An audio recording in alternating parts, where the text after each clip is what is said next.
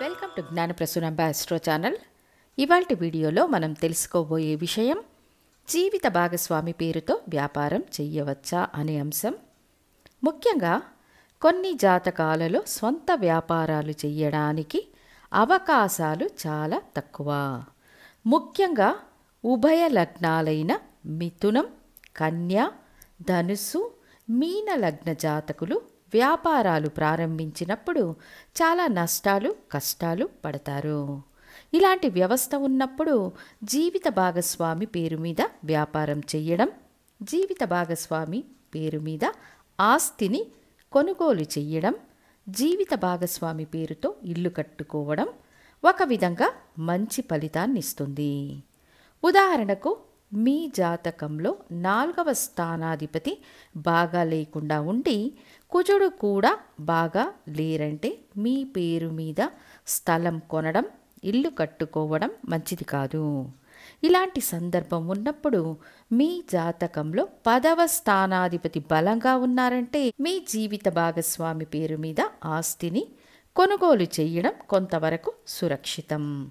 ఇటువంటి ఆల్టర్నేట్ మార్గాలు జ్యోతిష శాస్త్రంలో చాలా ఉంటాయి.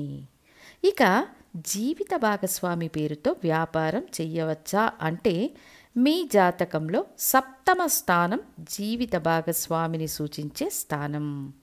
ఈ 7వ స్థానానికి ధనస్థానం, 7వ స్థానానికి లాభస్థానం, 7వ స్థానానికి జీవన స్థానం, ఈ మూడింటిని జాగ్రత్తగా గమనించాలి.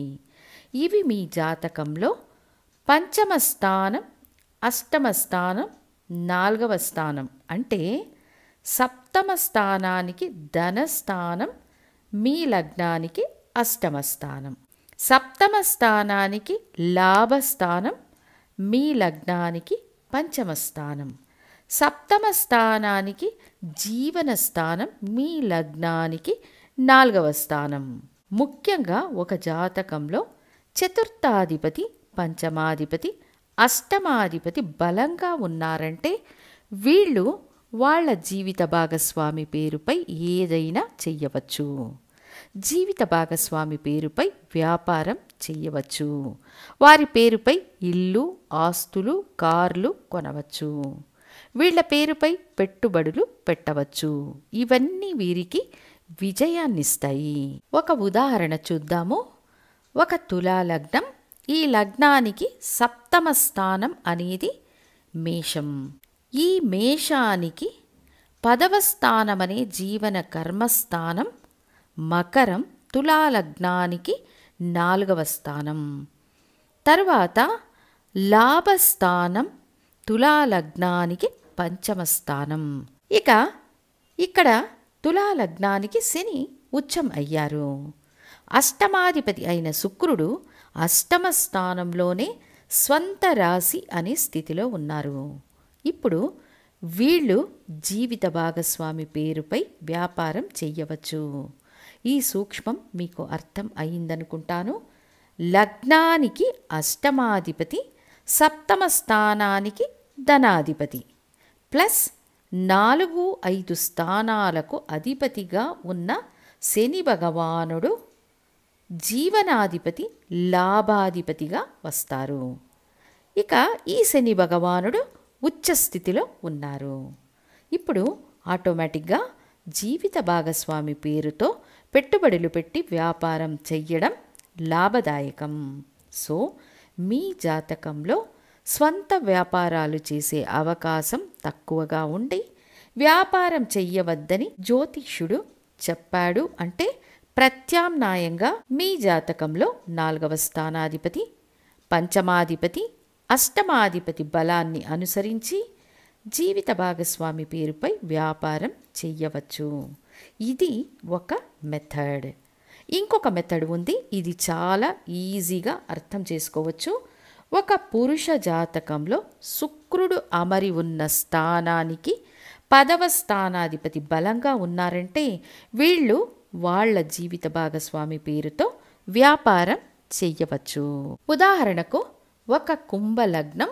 వీళ్లకు శుక్రుడు వృశ్చికంలో ఉన్నారని అనుకుందాము. ఈ శుక్రుడున్న స్థానానికి 10వ స్థానం సింహం.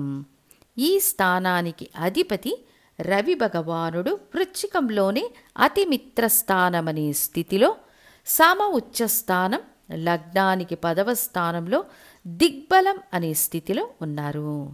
వీళ్ళు జీవిత భాగస్వామి పేరుతో వ్యాపారాలు చెయ్యవచ్చు. జీవిత భాగస్వామి పేరుపై పెట్టుబడులు పెట్టవచ్చు. దశాభుక్తులు సపోర్ట్ చేస్తే అవి విజయవంతంగా లాభాలనిస్తాయి. అదే ఒక అమ్మాయి జాతకంలో అయితే జీవిత భాగస్వామి భర్త పేరుపై వ్యాపారం చెయ్యాలని ఆశపడితే కుజుడు ఉన్న స్థానానికి 10వ స్థానాధిపతి బలంగా ఉంటే మీ జీవిత భాగస్వామి పేరుపై మీరు వ్యాపారం చెయ్యవచ్చు. ఇక స్త్రీ పురుషుల జాతకంలో ఉండే సూక్ష్మ వ్యత్యాసంలో ఈ వివాహ బంధంపై ప్రభావం చూపే గ్రహాలుగా పురుషుడికి శుక్రుడు, స్త్రీకి కుజుడు పనిచేస్తారు. దీని ఆధారంగా ఒక స్త్రీ జాతకంలో తన భర్త పేరుపై వ్యాపారం ప్రారంభించవచ్చా అనే ప్రశ్నకు లగ్నానికి 4వ స్థానాధిపతి, 5వ స్థానాధిపతి, అష్టమాధిపతి బలాన్ని పరిశీలించాలి. అది కాక కుజుడు అమరి ఉన్న స్థానానికి 10వ స్థానాధిపతి బలంగా ఉన్నారా అని పరిశీలించడం అవశ్యం. సో మీరు మీ జీవిత భాగస్వామి పేరు మీద వ్యాపారం చెయ్యాలంటే ఈ 2 విధులను ఫాలో కావాలని తెలియజేస్తూ మళ్ళీ ఇంకొక వీడియోతో మీ ముందుంటాను. ధన్యవాదాలు.